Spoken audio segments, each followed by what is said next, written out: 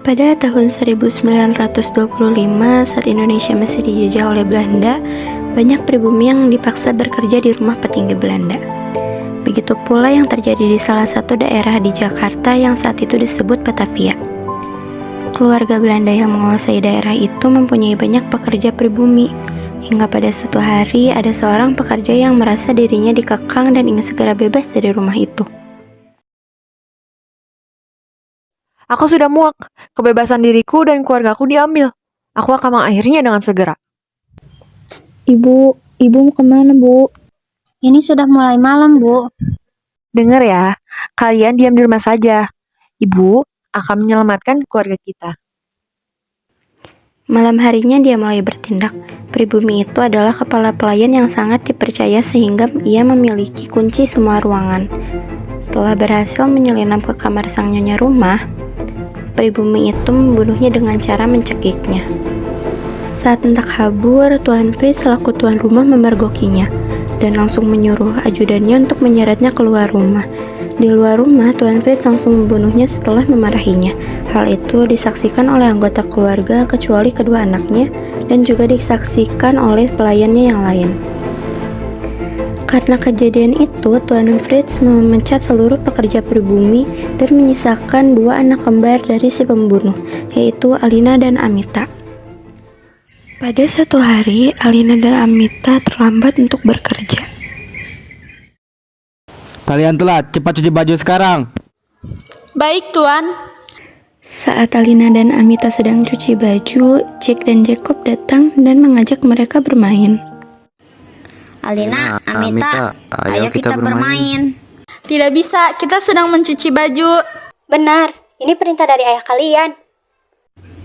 Ayolah, sebentar saja. Tidak akan ketahuan ayah kok. Ayo. Mereka pun bermain bersama di taman belakang rumah dan meninggalkan pakaian yang sedang dicuci. Saat asyik bermain, Tuan Fritz memergoki mereka yang sedang bermain bersama. Hei, kenapa kalian malah bermain? Jack, Jacob, kembali ke kamar kalian, sekarang. Baiklah, ayah. Maaf Tuan, tadi kita sedang mencuci baju, tapi... Bohong, buktinya kalian bermain bersama anakku. Tidak, kita tidak berbohong, Tuan. Tidak ada pengelakan. Sudah beberapa kali kalian bermain ketika bertugas. Kalian kuusir, tidak boleh menginjakkan kaki di wilayahku lagi.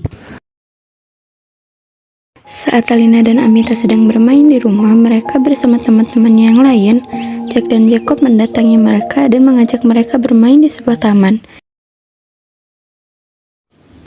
Alina, Amita, ayo kita bermain di taman. Tiba-tiba, Tuan Fritz yang sedang dalam perjalanan pulang menuju rumah dikawal oleh ajudan dan bawahannya melewati taman tersebut dan melihat kedua anaknya sedang bermain dengan mantan pembantunya itu. Namun, Tuan Fritz hanya diam sambil mengirim sebuah pesan kepada bawahannya. Kirim anak buah kalian, singkirkan panti asuhan itu beserta isinya. Jangan sampai tersisa satupun, bagaimanapun caranya. Pada saat menjelang malam, ketika Alina dan Amita sedang bermain di panti asuhan bersama anak-anak yang lain, tiba-tiba beberapa pasukan tentara mendatangi anak-anak panti asuhan yang sedang bermain tersebut. Para pasukan tentara Tuan Fritz menyerang dan menghanguskan panti asuhan, habis tanpa tersisa.